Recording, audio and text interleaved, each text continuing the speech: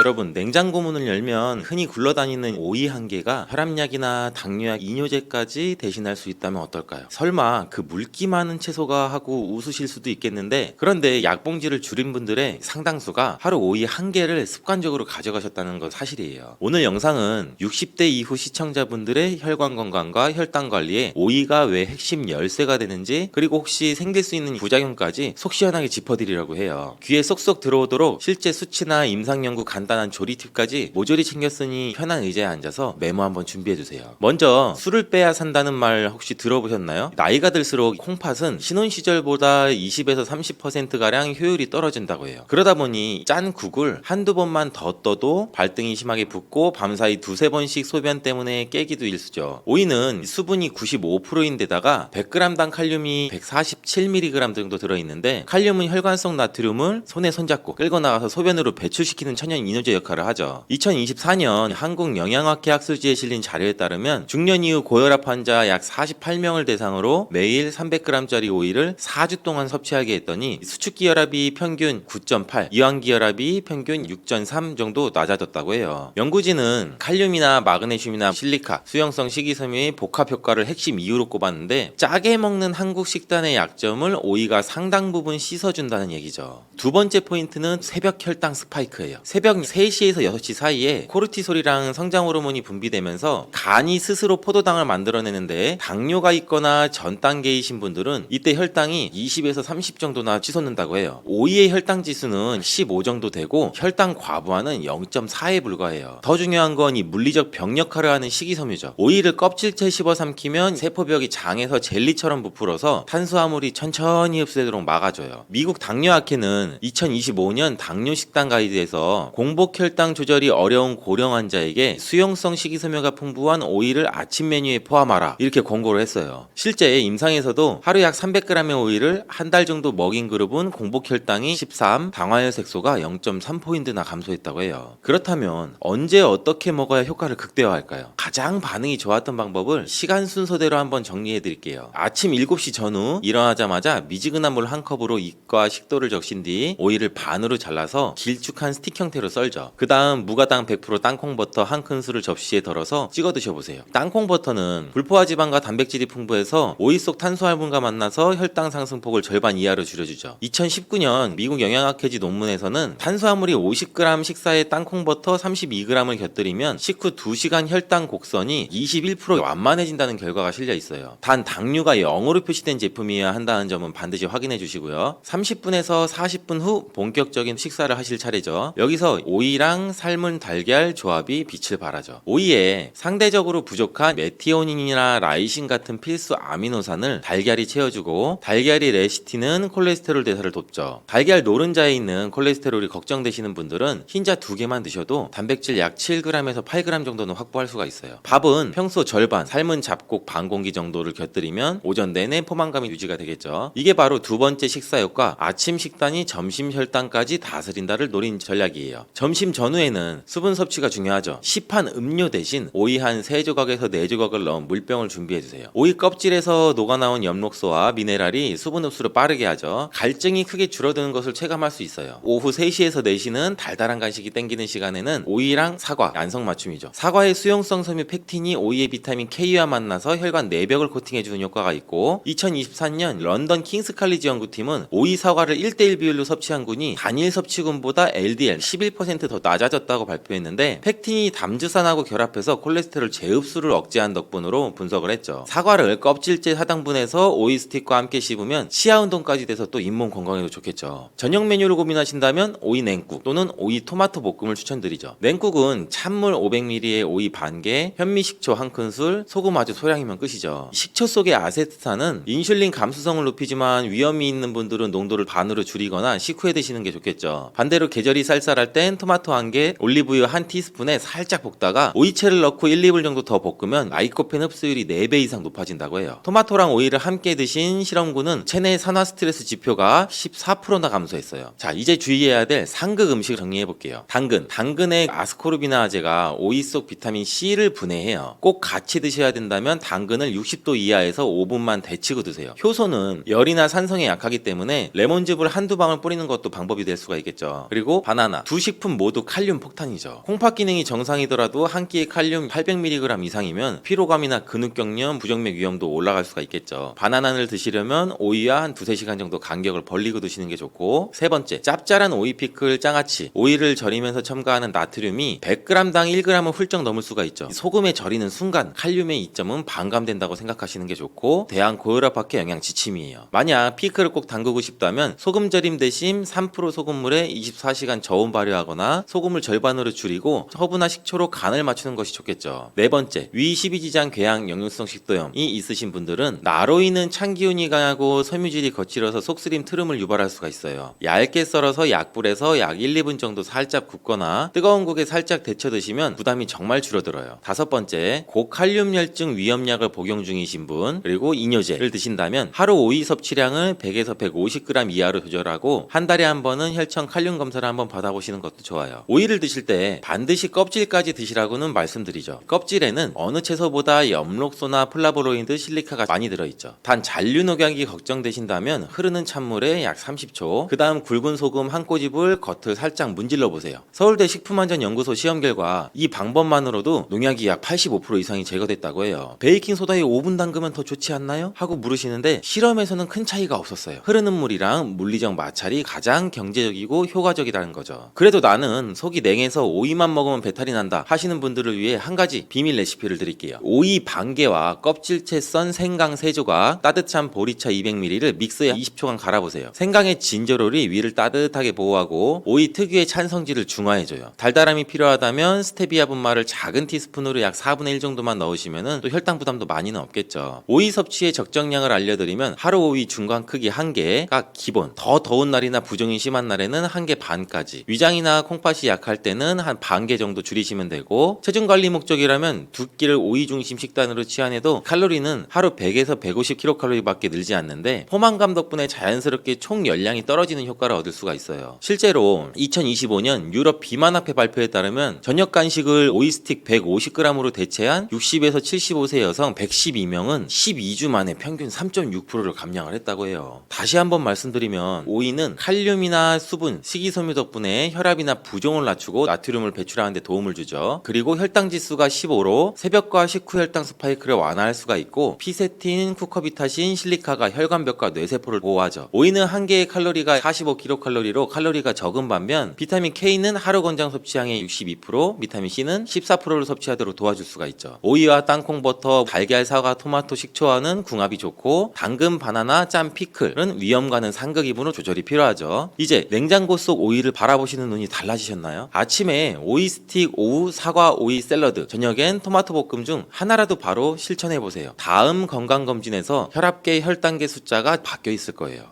노화를 늦출 수 있다면 얼마나 좋을까요? 가능하기는 할까요? 정답은 가능하다입니다. 노화를 늦추기만 하는 것이 중요한 것이 아니라 건강한 몸으로 노화를 늦추는 것이 중요하겠죠. 그래서 아침부터 잠들 때까지 하루 생활 속에 어떻게 하는 것이 좋은지, 노화를 늦추는 식단, 운동 스케줄, 쉬운 명상법, 가족과 함께하는 활동 예시를 아주 쉽게 말씀드릴게요. 편히 들으시다가 필요하다 싶은 부분은 잠깐 정지해서 메모해 두셔도 좋습니다. 노화를 늦추는 하루는 전날 밤 10시 반 조용히 방의 등을 끄는 순간부터 시작이 됩니다. 침실에 불빛이 꺼지면 뇌 속 솔방울 샘이 멜라토닌을 내뿜어서 이제 청소 시작하고 신호를 주게 되죠. 휴대폰 화면을 마지막으로 확인하고 싶으실 땐 푸른빛을 거의 없애주는 야간 모드를 켜고 화면 밝기를 최소로 낮춰주세요. 휴대폰 대신에 FM 라디오나 잔잔한 클래식 음악을 약 20분 정도 틀어놓으면 알파파가 활발해져서 잠이 한결 빨리 찾아옵니다. 침대에 누워서 4초 코로 들숨, 2초간의 멈춤, 6초 입으로 날숨을 5번 정도 반복하면 맥박이 5에서 8박 정도 낮아지고 혈압도 5mmH 정도 뚝 떨어지게 됩니다. 이렇게 자리를 마련해 두면 10시 50분쯤 꿈길로 슬며시 들어가서 멜라토닌의 황금 시간대인 밤 11시부터 새벽 2시 사이에 깊은 숙면을 누릴 수가 있습니다. 새벽 6시가 되면 스마트폰 알람 대신 약 10년 된 손목시계에서 들려오는 아날로그 초침 소리에 맞춰서 일어나면 눈이 달갑게 떠지게 되겠죠. 기상 직후에는 커튼을 활짝 열어주세요. 창으로 쏟아 쏟아지는 아침 햇빛이 세로토닌 스위치를 켜줘서 기분이 맑아지고 밤에 쏟아냈던 멜라토닌은 스무스하게 줄어듭니다. 세면대에서 미지근한 물로 손목, 목덜미, 귓불을 적시면 교감신경이 부드럽게 활성화되면서 몸이 풀리면서도 과도한 긴장은 생기지 않습니다. 이어서 빈속에 브릿지 운동을 시작하는데요. 매트나 얇은 담요 위에 누워서 무릎을 세우고 숨을 들이킬 때 엉덩이를 천천히 들어 올려 5초 동안 속으로 숫자를 세고 내쉬면서 다시 내려옵니다. 10회 정도만 반복해도 허리, 엉덩이, 골반 쪽 근육이 단단히 깨어나서 아침 요통이 줄어들게 되겠죠. 여기에 까치발 30초 버티기를 2세트 정도 더하면 종아리 근육 펌프가 심장을 도와주면서 밤새 고여있던 다리 부종까지 싹 빠질 수가 있습니다. 운동 후에는 따뜻한 보리차 한 컵으로 위를 깨우는데요. 보리에는 베타글루칸이 풍부해서 장 점막에 보호막을 씌워주어 아침 공복에 쓰린 속을 달래줄 수가 있습니다. 아침 식사를 한번 준비해 볼까요? 저속 노화 밥상 아침 버전은 아주 간단합니다. 압력밥솥에 전날 저녁에 불려두었던 콩, 귀리, 현미, 백미를 4대 2대 2대 2 정도의 비율로 넣어서 밥을 지어주시고 밥 한 주걱에 달걀 후라이 하나, 올리브유 한 티스푼으로 살짝 볶은 시금치 한 주먹, 김 한 장이면 끝이 납니다. 밥숟가락의 반은 잡곡밥, 반은 시금치, 달걀을 올려서 한 입에 먹으면 복합 탄수화물, 식물성 단백질, 동물성 단백질, 비타민, 미네랄, 좋은 지방이 한꺼번에 몸에 들어오면서 오전 내내 포만감이 오래 갑니다. 달걀 노른자에 들어있는 콜린은 뇌 신경전달 물질 아세틸콜린의 재료가 돼서 기억력 유지에 큰 보탬이 됩니다. 김밥김은 미네랄과 요오드가 풍부해서 갑상선 호르몬 합성에 꼭 필요하니 꼭 한 장 이상 곁들이시는 것이 좋고요. 식사 후에 바로 양치질을 하면서 한쪽 다리를 30초씩 들어 올려서 균형 감각을 단련해 보세요. 다리 들기 중엔 검은 콩, 귀리, 현미야 고맙다 하고 소리내서 한번 말해 보십시오. 의식적인 감사의 습관이 도파민을 적당히 분비시켜서 두뇌 보상 회로를 건강하게 조율해 줍니다. 아침 8시부터 10시 사이는 몸과 머리가 가장 또렷한 시간인데요. 20분 정도만 투자해서 새로운 것을 배우게 되면 하루 종일 뇌가 활발해집니다. 예를 들어 휴대폰 사진 앱에서 지난달 사진 중 웃는 얼굴만 골라 앨범 만들기 같은 쉬운 디지털 과제를 손주에게 배워보십시오. 낯선 동작과 시각 자극이 전두엽 회로를 자극해서 인지 예비능이 차곡차곡 쌓이게 됩니다. 뇌 연구 결과에 따르면 익숙함은 뇌를 최소한의 전력으로 살살 돌리게 되지만 새로운 스위치를 켜주면 전두엽, 측두엽, 해마가 동시에 활성화되면서 새로운 연결망이 만들어지게 됩니다. 이 덕분에 치매의 발병 시점이 평균 5에서 6년 정도 늦춰진다는 보고도 있습니다. 오전 10시가 되면 가벼운 간식 시간인데요. 오래 앉아 있으면 엉덩이 근육이 꺼지니까 일어나서 두 손을 꼭 모아 천장으로 쭉 뻗으며 기지개를 한번 키시고 씹는 맛을 살려줄 견과류 3알과 따뜻한 레몬물 한 컵을 드셔보세요. 레몬 껍질에 들어있는 헤스페리딘이 모세혈관 벽을 튼튼하게 만들어서 서서히 일어날 때 어지러운 기립성 저혈압을 예방해 줄 수가 있습니다. 정오 12시 30분 점심은 문어 콤레 법칙을 기억해 주시면 좋은데요. 무는 무나물, 살짝 데친 무청, 너는 너비아니 대신 닭가슴살 스테이크 80g, 콤은 콩자반 혹은 두부조림 4숟가락, 레는 렌틸콩 넣은 잡곡밥 반 공기. 여기에 깍두기나 열무김치를 곁들이면 섬유질과 유산균이 장내 미생물 균형을 맞춰줄 수가 있습니다. 오후만 되면 당이 뚝 떨어져서 졸린데 어떡하나요? 이런 질문을 많이 받는데요. 원인은 단순합니다. 점심에 혈당이 올라갔다가 빨리 떨어지게 되면 콜티솔 SOS가 발동해서 졸음과 단당의 욕구가 밀려오게 됩니다. 방금 소개한 잡곡, 채소, 닭가슴살 조합은 혈당을 약 3시간에 걸쳐서 완만하게 올렸다가 내려주기 때문에 식곤증 대신 얕은 각성 상태가 이어질 수 있습니다. 오후 2시 정도가 돼서 눈꺼풀이 천근만근일 때는 15분 정도 파워냅을 권합니다. 의자에 앉아서 등을 기대고 손바닥이 천장을 향하도록 허벅지 위에 살포시 올린 다음 눈을 감습니다. 들숨 4번 정도마다 어깨를 살짝 뒤로 젖히고 내쉬면서 풀어주면 교감과 부교감 신경이 균형을 잡아서 머리가 개운해집니다. 단 20분 이상을 넘기게 되면 깊은 수면 단계로 들어갈 수가 있으니까 오히려 몽롱해질 수 있어서 알람을 맞춰보시는 것이 좋습니다. 오후 4시에는 두 번째 운동 시간이 찾아오는데요. 아침에 근력과 균형을 다졌다면 오후엔 유산소를 넣어주시면 좋습니다. 집 앞에 공원 벤치부터 큰 나무까지 50m 구간을 2분 빠른 걷기, 1분 느린 걷기로 9세트 정도 한번 반복해보세요. 총 27분 정도면 시속 6km 달리기와 맞먹는 칼로리 소모가 이루어지고 관절의 충격은 훨씬 적습니다. 무릎이 불편하신 분은 실내 자전거 페달을 15분 정도 돌리고 암사이클, 손으로 돌리는 페달을 5분 정도 더해서 상체 순환까지 챙겨보시면 좋습니다. 운동 후에는 미리 냉장고에 넣어두었던 두유 100ml, 저지방 우유 100ml, 들깨가루 1큰술을 쉐이크로 흔들어서 한번 한번 드셔보세요. 식물성 오메가3인 ALA와 우유 단백질이 회복을 도와 근육의 손실을 막아주고 보충해줍니다. 저녁 6시가 되면 하루 중에 콜티솔이 가장 낮아지는 시간이라 마음도 살살 풀리는데요. 저녁 식탁은 삼색 접시를 지켜주시면 좋습니다. 초록색은 데친 브로콜리, 아스파라거스, 미역 줄기 중에 2가지, 빨강과 주황색은 방울토마토, 파프리카, 당근채 중에 2가지, 하얀색이나 갈색은 참치 캔 기름을 따라내고 양파와 표고를 넣어 만든 참치볶음, 곁들일 밥은 아침 점심보다 한 숟가락 정도 줄이고 대신 된장국을 한 공기 정도 넉넉히 먹습니다. 된장국은 이소플라본과 칼륨이 풍부해서 고혈압, 갱년기 증상에 도움을 주고 포만감도 채워줍니다. 된장에 나트륨이 많다는 걱정이 있지만 씹히는 채소와 함께 먹으면 칼륨이 나트륨 일부를 배설시키기 때문에 크게 염려하지 않으셔도 됩니다. 단 국간은 싱겁게 맞추시는 것이 더 좋고요. 저녁 8시는 하루의 스트레스를 비워주는 디톡스 타임이 됩니다. TV를 보실 거라면 예능 한 편 정도로 시간을 정해두시고 뉴스처럼 자극적인 내용 같은 것들은 잠자기 한두 시간 전에는 끊는 편이 좋습니다. 여유가 되신다면 거실 바닥에서 고양이 자세, 낙타 자세, 아기 자세로 이어지는 요가 3동작을 차례로 해보세요.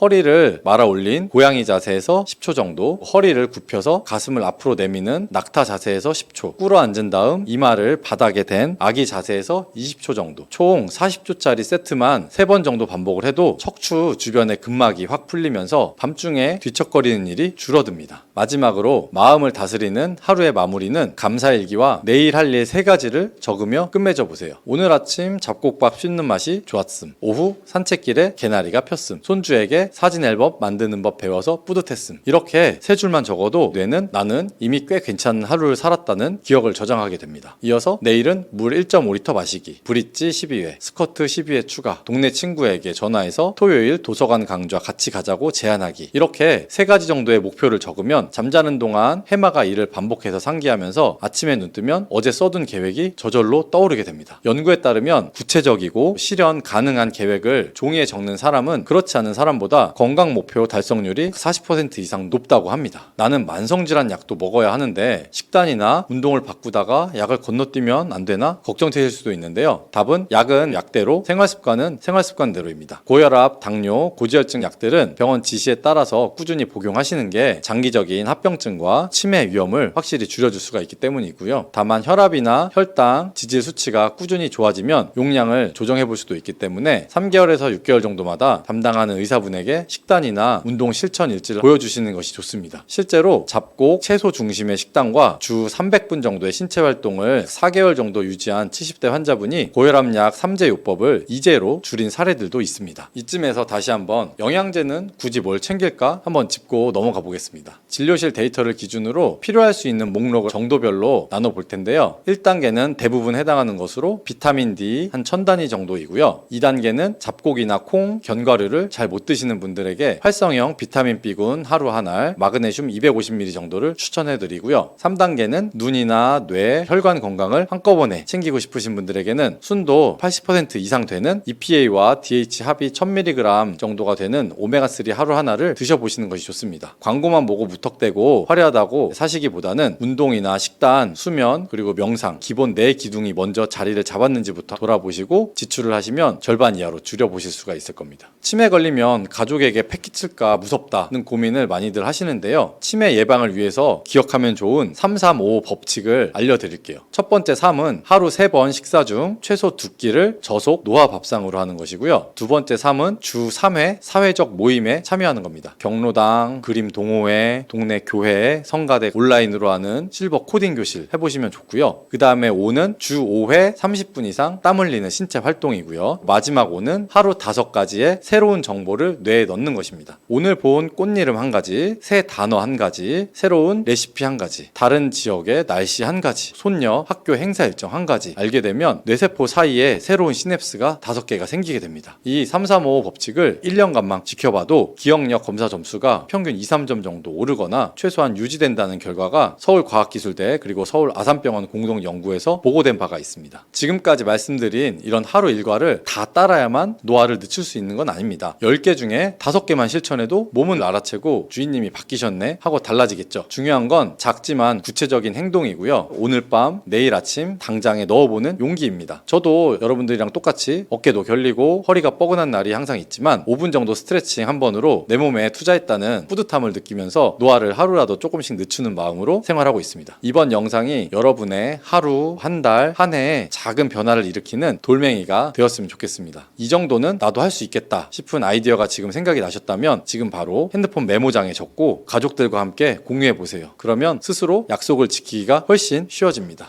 들깨 속에는 오메가3 지방산, 즉 알파리놀렌산이 유난히 많이 들어있습니다. 전체 지방 중에 대략 절반 이상이 오메가3 계열이라고 보시면 되는데요. 이 오메가3는 우리 몸이 스스로 만들지 못하는 필수 지방산이기 때문에 매일 우리가 음식으로 챙겨서 보충을 해야 합니다. 오메가3가 왜 중요할까요? 이유는 단순하죠. 피를 맑게 해주고 혈관 속의 염증을 가라앉히고 세포막을 유연하게 만들어주기 때문입니다. 몸에 피가 끈적하면 흐름 자체가 느려지고 느려진 곳부터 문제가 생기게 되는데요. 그래서 반대로 피가 맑고 부드럽게 흐르면 머리도 맑아지고 몸의 손발도 따뜻해지죠. 우리 몸 곳곳에 있는 세포막은 지방으로 이루어져 있습니다. 특히 뇌세포는 지방을 많이 쓰는데요. 이 오메가3는 몸속에서 일부가 EPA와 DHA라는 형태로 바뀌어서 뇌, 망막, 그리고 신경 세포막의 질을 좌우하게 됩니다. 세포막이 유연해져야 신호가 오가고 기억을 붙잡는 힘이 좋아질 수 있고요. 그래서 어르신들이 아우 이름이 자꾸 혀끝까지 나왔다가 도망가, 단어가 생각이 안 나 하실 때는 식단에서 이 오메가3를 꾸준히 채워주면 점차 맑아지는 느낌을 받는 분들이 많습니다. 물론 약처럼 즉시 바뀌는 것은 아니죠. 며칠 또 몇 주 그리고 몇 달 차분히 쌓이다 보면 점점 표가 나게 됩니다. 그리고 혈관 쪽의 이야기도 빼놓을 수가 없는데요. 우리 피는 액체여야 하죠. 그런데 당이 높거나 또 지방이 많아지면 피 자체가 끈기가 생기게 됩니다. 이 흐름이 둔해진 피는 모서리에서부터 먼저 염증을 만들 수가 있습니다. 오메가3는 이때 이 염증 유발 물질을 덜 만들게 해서 혈관벽이 덜 거칠어지도록 도와주고 또 혈관의 탄력도 지켜줄 수가 있죠. 만약 손발이 자주 저리고 귀에서 삐 소리가 난다든지 또 얼굴이 화끈거리는 분들이 들기름을 꾸준히 곁들여서 드셔보시면 한결 부드러워졌다고 표현하는 까닭이 바로 이런 이유입니다. 그리고 눈 건강에도 도움이 되는데요. 눈의 망막 그리고 황반 역시 지방으로 이루어져 있어서 이 오메가3가 꾸준히 들어오면 눈의 피로와 건조감이 완화되는 분들이 적지 않습니다. 여기에 들기름은 또 비타민 E 같은 지용성의 항산화 성분도 함께 들어있어서 활성산소로부터 세포막을 지키는데 보탬이 됩니다. 참고로 비타민 A는 주로 동물성 식품에 많고 식물 기름에는 비타민 E가 중심이라는 점을 기억해 두시면 좋고요. 대신에 녹황색 채소와 이 들기름을 같이 드시면 베타카로틴의 흡수가 크게 올라갑니다. 이것이 바로 식단의 시너지가 되는 것이죠. 또 관절과 피부 이야기도 해볼 수가 있는데요. 아침에 일어나면 손가락 마디가 뻣뻣하고 계단을 오르내릴 때 무릎이 뜨겁고 욱신거린다면 그 자리에는 미세한 염증과 함께 혈류 저하가 함께 있습니다. 오메가3는 이런 염증의 매개체를 가라앉히기 때문에 열감과 붓기를 줄일 수가 있고요. 피부 장벽에는 윤활유 같은 구실을 합니다. 바람에 금세 갈라지는 입술, 또 팔꿈치, 종아리 같은 건조감에도 먹는 들기름을 조금씩 바르시면 도움이 될 수가 있습니다. 단 바르실 때는 처음에 소량만 한번 테스트를 해보시고 자극이 없을 때만 얼굴로 넓혀주셔도 좋습니다. 그리고 이 들기름을 복용하면 위와 장이 편해지는 분들도 많은데요. 기름 한 숟갈이 십이지장에 닿게 되면 담즙이 톡하고 분비가 되는데 담즙은 지방의 소화와 배변의 윤활에도 도움을 줍니다. 변이 딱딱해서 고생하시는 분이 아침 공복에 작은 숟갈의 들기름을 물과 함께 삼키면 부드럽게 나오는 경우도 흔합니다. 또한 역류성 식도염으로 이 목이 따갑고 가슴이 쓰릴 때 들기름을 직접 식도 점막에 스치게 드셔보시면 일시적으로 덜 따갑게 느끼는 분들도 있습니다. 물론 이거는 도포 효과에 가까운 생활 요령일 뿐이라서 약을 대신하는 건 아니지만 약과 함께 병용하시면 더 좋고요. 증상이 심하신 분들은 진료를 받으시는 것이 좋습니다. 이쯤에서 많은 분들이 물으시는데요. 그럼 올리브유 대신 무조건 들기름이 좋나요? 하지만 답은 용도가 다르다인데요. 올리브유는 오메가9이 주성분이라 오메가3의 공급원으로는 약한 부분도 있습니다. 반면에 이 들기름은 오메가3 보충에 유리하죠. 그래서 식단의 전체적인 그림이 중요합니다. 채소와 통곡물 또 콩류가 풍성하고 튀김이나 가공육이 적다면 올리브유든 들기름이든 각자의 장점 안에서 빛을 볼 수가 있죠. 굳이 한 가지만 고집할 필요는 없습니다. 오메가3 보강이 목표 목표라면 들기름 쪽이 더 유리할 수는 있고요. 그러면 이제 고르는 법을 한번 배워볼 텐데요. 4가지만 기억하시면 거의 실패가 없습니다. 첫 번째로는 100% 들깨의 압착 방식인지 라벨을 확인하셔야 하는데요. 용매 추출은 맛이나 향이 좀 밋밋하고 잔유 용매가 마음에 걸릴 수가 있습니다. 그래서 압착, 물리적 착유 표기가 있는 것이 더 안전하고요. 그리고 저온, 냉압착 제품을 고르는 것이 좋습니다. 고온으로 볶거나 짜면 고소한 향은 강해지지만 오메가3가 쉽게 산화가 되고 과열 시에 유해 물질이 생길 수가 있습니다. 그리고 신선도가 이제 생명인데요. 제조일이 최근이고 너무 큰 병 말고 약 한 100에서 180ml 정도의 작은 병으로 한번 사서 2달 정도 안에 다 먹을 수 있는 양의 용량이 좋습니다. 그리고 용기도 중요한데요. 햇빛을 막아주는 불투명한 갈색 유리병이 가장 이상적이고요. 뚜껑이 단단히 닫혀 있는지 꼭 확인하시면 좋습니다. 냄새를 맡아서 풀이나 약간 견과류 같은 고소한 향이 나면 괜찮지만 쨍하고 시큼한 냄새나 크레파스 같은 눅눅한 냄새가 나면 반드시 피하셔야 됩니다. 그리고 보관하는 방법은 아주 간단한데요. 빛, 또 산소, 그리고 열만 피하면 됩니다. 그리고 사용하실 때는 개봉 즉시 소분해서 쓰시는 것이 좋습니다. 혹시 큰 병을 사셨다면 2주분 정도씩 유리 용기로 나눠서 가득 채운 다음에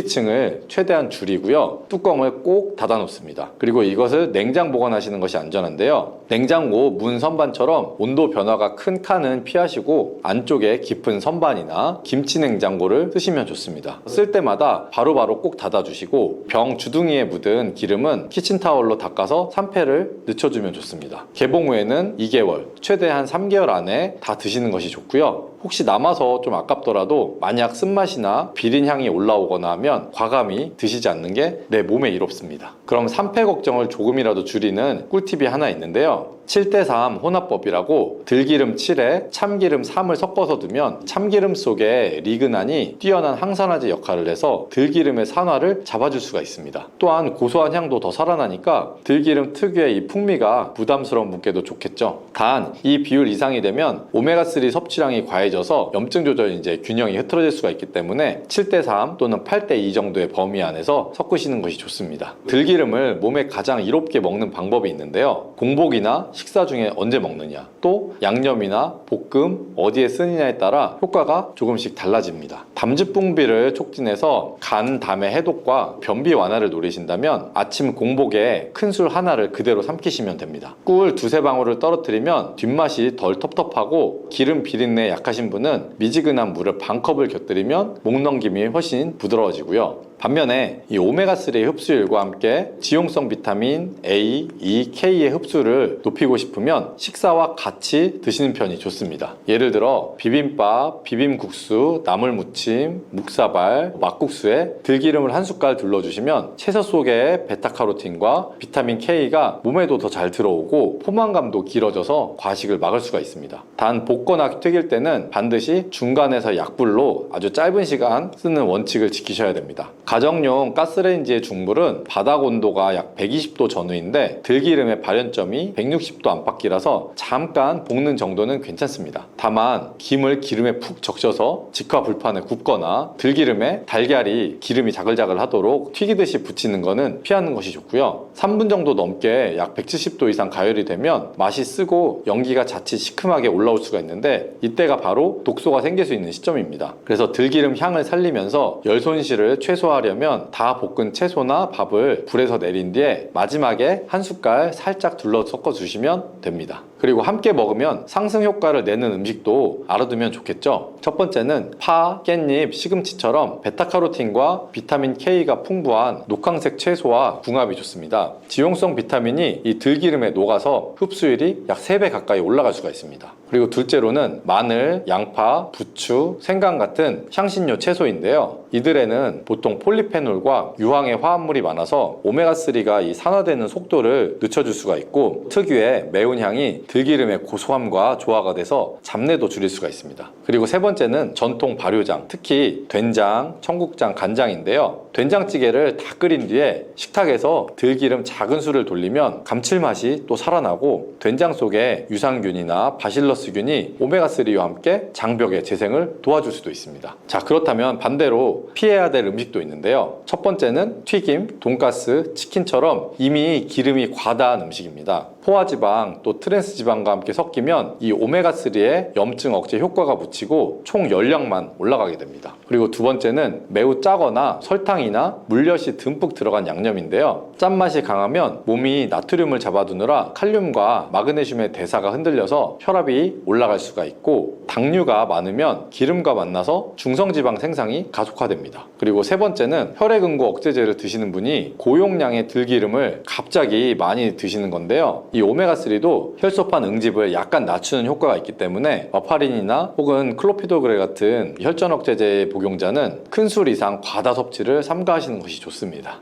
여기서 꼭 드릴 주의사항이 있는데요. 항응고제를 드시는 분, 수술 예정이 있으신 분은 하루에 한 큰술 이내로 제한을 하시는 것이 좋고, 갑자기 양을 많이 늘리지 않는 것이 좋습니다. 혹시 멍이나 코피가 잦아지면 꼭 담당의와 상의를 하셔야 합니다. 그리고 담낭 질환이나 췌장에 문제가 있으신 분은 공복에 기름을 많이 드시면 더부룩함이나 복통이 올 수가 있습니다. 그래서 적게 시작해 보시는 것이 좋고요. 설사나 과민성의 장이 있는 분은 섭취량을 반 숟갈부터 해서 천천히 늘려보세요. 아이와 임산부도 들깨 요리를 소량 곁들이는 것은 대체로 안전하지만, 혹시 알레르기가 있다면 처음에는 아주 소량을 드셔서 테스트해 보는 것이 좋습니다. 무엇보다 산패가 의심된다는 들기름은 아깝다고 생각하지 않고 드시지 않는 것이 정답입니다. 산패된 기름은 입에서 약간 쌉싸름하기도 하고 금속 맛이 나고요. 목이 깔깔해집니다. 이때는 음식의 풍미만 망치는 것이 아니라 몸속에서 산화 스트레스를 더할 수가 있습니다. 자, 그리고 이 들깨 자체도 아주 멋진 재료인데요. 껍질에는 식이섬유가, 속 안에는 단백질과 미네랄이 들어 있습니다. 다만 통 C는 껍질이 단단해서 그대로 드시면 흡수가 좀 어렵습니다. 곱게 갈아서 가루로 활용하시는 편이 좋고요. 들깨 가루를 활용한 생활 레시피를 몇 가지 드릴게요. 첫 번째는 들깨 미역국인데요. 미역을 들기름 한 작은술로 살짝 코팅하듯이 볶은 다음에 여기에 물을 붓고 끓여서 불을 좀 줄이고 나중에 들깨가루 한두 큰술을 풀어서 고소함을 더해주시면 좋습니다. 두 번째는 들깨 버섯탕이에요. 버섯을 살짝 볶아서 국물을 내고 된장 약간과 들깨가루를 풀어서 담백한 영양국을 완성해 보시면 좋습니다.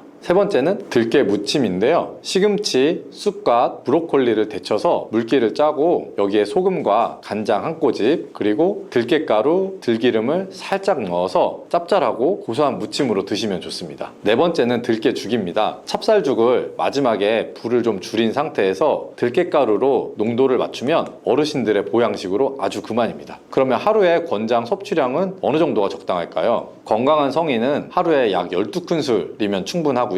혹시 체중 관리 중이시면 하루 한 큰술로 시작해 보는 것이 좋습니다. 들기름을 더 드신다고 살이 갑자기 확 찌진 않지만 어디까지나 이 기름은 열량이 될 수가 있습니다. 밥, 빵, 설탕을 줄이는 것과 동시에 함께 조절하셔야 좋은 변화를 느낄 수가 있고요. 그리고 혈당을 관리하는 분이라면 들기름을 식사 시작에 먼저 드시거나 채소, 단백질과 함께 드시면 포만감이 길어져서 과식을 줄이는데 도움이 될 수가 있습니다. 여러분, 우리 몸에 동맥이 막히는 과정은 콜레스테롤 수치가 갑자기 나빠져서만 생기지는 않습니다. 혈관 안쪽 벽에 상처와 염증이 생기면 우리 몸은 임시 반창고처럼 지방과 콜레스테롤을 붙여서 메우려고 합니다. 상처가 빨리 아물면 문제가 없지만 이 염증이 오래가면 그 반창고가 딱딱하게 굳으면서 길을 좁혀버리게 되죠. 이때 우리가 아는 양파의 힘이 바로 여기서 빛이 납니다. 매운맛, 눈물의 주범인 황화아릴 성분이 혈관을 부드럽게 이완시키고 피가 엉겨서 혈전이 되려는 걸 완만하게 낮춰줄 수가 있습니다. 또 양파의 대표 항산화 성분인 퀘르세틴은 나쁜 LDL이 산화가 돼서 벽에 달라붙는 과정을 막아주고 모세혈관 벽을 탄탄하게 받쳐줍니다. 그래서 혈압이 들쭉날쭉하다, 손발이 저린다, 또 얼굴이 벌겋게 달아오른다와 같은 혈관 시그널이 잦은 분께 특히 도움이 될 수 있고요. 단순히 혈관뿐만이 아닌데요. 퀘르세틴과 이 황성분은 혈당에도 좋습니다. 밥을 먹으면 당분이 피 속으로 들어가게 되고 인슐린이 근육과 간세포의 문을 열어서 당을 받아들이게 하죠. 이 양파의 성분은 문 여는 신호를 또렷하게 도와주어서 당이 더 원활하게 세포로 들어가도록 도와줍니다. 양파 자체의 혈당 지수가 낮고 또 식이섬유도 꽤 있어서 밥과 반찬 사이에서 혈당의 급격한 오르내림을 완화해 줄 수가 있습니다. 밥 반 공기만 먹어도 140이 수치가 넘는다는 분이 양파를 반 개에서 한 개를 꾸준히 곁들이고 약 두세 달이 지나면 공복 혈당이 한 칸에서 두 칸 정도 내려가는 사례가 적지 않은 이유입니다.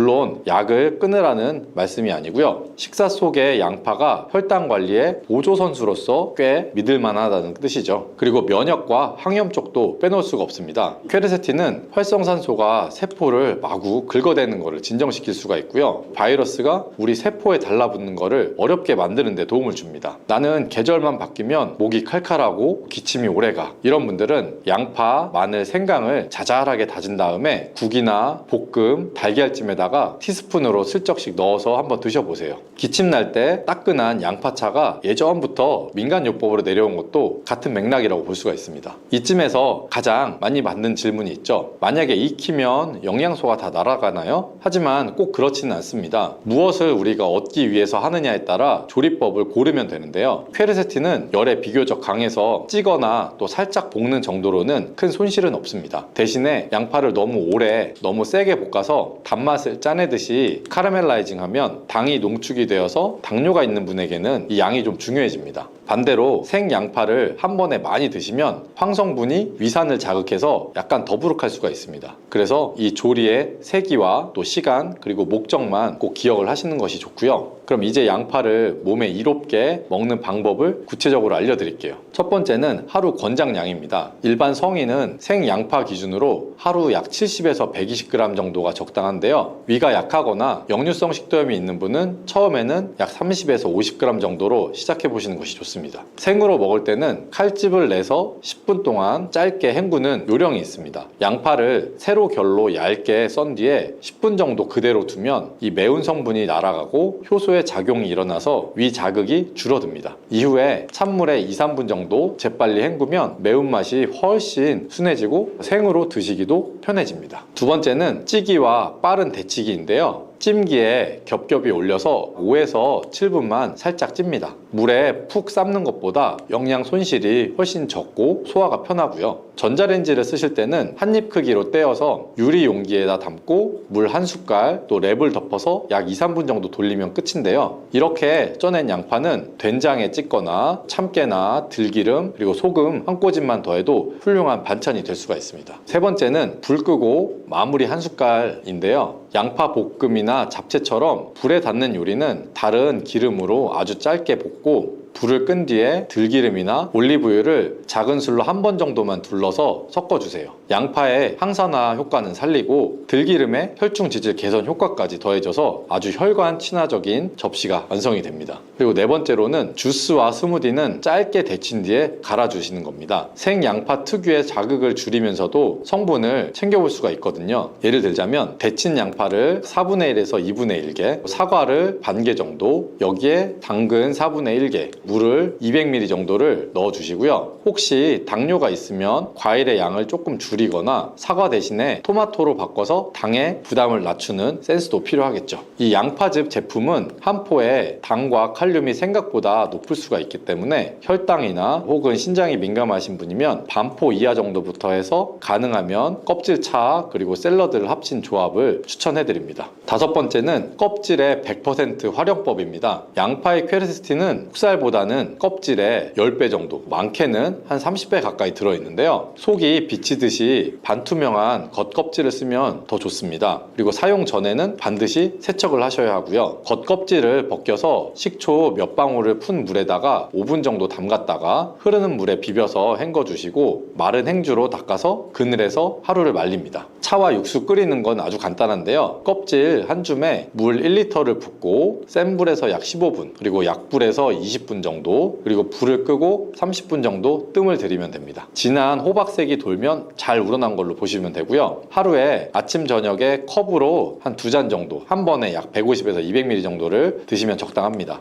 또 멸치와 다시마와 함께 육수를 내면 된장국이나 미역국이 한층 맛이 깊어지고요. 껍질 속에 좋은 성분도 함께 들어가게 됩니다. 자, 그럼 이제 이 양파와 찰떡궁합이 되는 음식들도 알려드릴게요. 첫 번째는 들기름입니다. 불포화 지방산, 특히 이 알파레놀린산이 트리글리세라이드를 낮춰주면서 양파의 황화알이 간에서 지방 대사를 촉진하게 됩니다. 들기름은 발연점이 낮기 때문에 볶거나 끓이는 과정이 끝난 뒤에 불을 끈 상태에서 한 스푼 정도 두르는 것이 포인트가 되고요. 두 번째는 토마토인데요. 라이코펜과 퀘르세틴은 서로 다른 경로로 LDL 콜레스테롤을 산화를 억제하게 됩니다. 양파를 올리브유에 먼저 천천히 볶아서 단맛을 끌어낸 다음에 토마토, 가지, 파프리카를 넣고 살짝 볶아주시면 혈관에 정말 좋은 반찬이 완성이 됩니다. 냉장하시면 한 3일 정도, 냉동하면 약 2주 정도까지 보존이 되니까 한 번에 넉넉히 만들어 놓고 나눠 드셔도 아주 좋습니다. 세 번째는 사과인데요. 비타민C와 이 수용성 식이섬유인 팩틴이 퀘르세틴의 장 흡수를 높여주고 장내 유익균 먹이가 돼서 배변도 수월하게 해줍니다. 사과 반 개에다가 생양파 4분의 1개, 그리고 레몬즙, 올리브유, 들깨가루를 넣고 버무려 주시면 양파 라떼가 되는데요. 이렇게 하시면 고기 반찬에 기름기를 싹 잡아주는데 아주 탁월합니다. 네 번째는 마늘과 생강입니다. 여기에 들어있는 알리신과 이 진저롤이 각각의 항균, 항염 작용을 해서 감기나 기관지염에 자주 걸리는 어르신께 아주 좋은 면역 강화 삼총사가 되는 것이고요. 양파, 마늘, 생강을 동일한 비율로 다진 다음에 체에 걸러서 물기를 빼고 들기름에 약간 볶아두면 볶음밥, 국이나 달걀찜 같은 어디든 넣을 수 있는 수제 마늘 양파 페이스트가 완성이 됩니다. 그렇다면 이 양파와 함께 드시면 안 좋은 음식들도 물론 있는데요. 첫 번째는 설탕이 잔뜩 들어간 양파 절임은 이 양파의 혈당과 혈관의 이점을 거의 지워버린다는 겁니다. 새콤달콤을 원하시면 설탕 대신에 사과즙이나 레몬즙을 쓰고 소금과 식초는 반만 줄여도 충분히 맛이 살아 있습니다. 두 번째는 우유, 치즈와 한 그릇에 잔뜩 얹는 조합은 유당불내증이 있는 분에게는 설사나 복부 팽만감을 만들 수가 있어서 좋지가 않고요. 세 번째는 기름이 많은 튀김이나 탕수육과 함께 양파를 좀 과하게 먹는 습관인데요. 총 열량과 지방의 과다로 혈관의 득보다 실이 될 수가 있습니다. 네 번째는 카라멜라이징한 오래 볶은 양파는 향은 좋지만 당이 응축이 되기 때문에 당뇨나 지방간이 있는 분은 이 양과 빈도를 좀 줄여주시는 것이 좋습니다. 그리고 고르는 방법과 보관도 중요하겠죠. 양파를 고를 때는 첫 번째로는 손에 들었을 때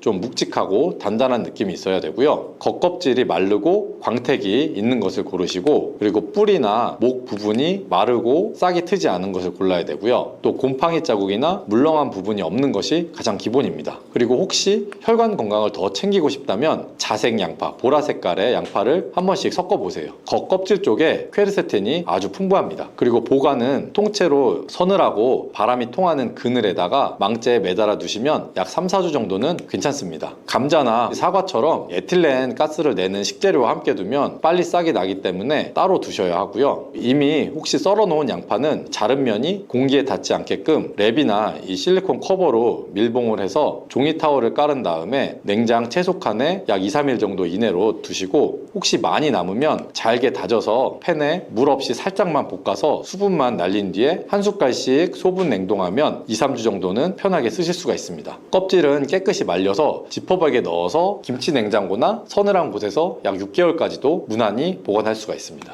그리고 주의사항은 한번 기억해 두시는 것이 좋은데요. 첫 번째로 항응고제나 아스피린을 드시는 분은 생양파를 과하게 늘리면 멍이나 코피가 잦아질 수가 있기 때문에 하루에 생양파 50g, 익힌 양파를 포함해서 총량은 약 150g 정도로 시작해 보시고 몸의 반응을 보는 것이 좋습니다. 그리고 위염이나 역류가 심하거나 담낭이나 췌장이 약한 분들은 생양파는 아주 소량부터 쪄서 부드럽게 드시는 게 안전합니다. 그리고 세 번째로 껍질 차나 즙, 또 농축액은 칼륨이 높아서 신장 질환이 있는 분은 약간의 양 조절이 필요할 수가 있고요. 양파는 프룩탄이라는 발효성의 탄수화물이 많아서 장이 예민한 분은 가스가 차고 복부에 팽만감이 생길 수가 있습니다. 이럴 때는 잘 다져서 오래 볶거나 양파를 통째로 넣고 끓였다가 건져낸 향만 내는 방법을 써보셔도 좋습니다. 알레르기는 좀 드물지만 혹시 입술에 가려움이나 두드러기가 나타나면 중단하고 병원에서 상담을 하시는 것이 좋고요. 그리고 시중에 이 양파즙에 대해서도 우리 몸에 좋다 나쁘다 말들이 많아서 좀 헷갈리는 게 있는데요. 건강한 양파즙은 한 포에 양파가 1개 이상이 들어가서 당과 칼륨도 약간 더 농축이 되는 것이 있습니다. 특별한 질환이 없으면 하루에 한 포는 무난히 드셔도 되지만 혹시 당뇨나 비만 또 신장 질환이 있거나 혈당이 좀 불안정하면 반포 정도부터 시작해 보시는 것이 좋고, 아니면 껍질 차나 샐러드의 조합으로 바꾸는 편이 더 균형을 잡힐 수 있습니다. 배즙과 1대1로 섞어서 마신다는 방법은 당만 올라갈 수가 있어서 사실 권하지 않고요. 양파는 가격이 비싸지 않고 우리 밥상 어디에나 어울리면서 무엇보다 꾸준히 먹기 아주 쉬운 식재료죠. 그래서 그냥 반찬용의 채소가 아니라 우리 몸의 혈관을 닦아주는 생활 약초라는 마음으로 한번 바라보고 드셔도 좋겠습니다. 오늘 저녁에 장 보실 때 싱싱한 양파 몇 개, 갈색이 잘 오른 껍질까지 아깝지 않게 챙기셔서 우리 가족의 피 흐름을 부드럽고 또 하루하루를 더 맑고 가볍게 만들어 보시기 바랍니다.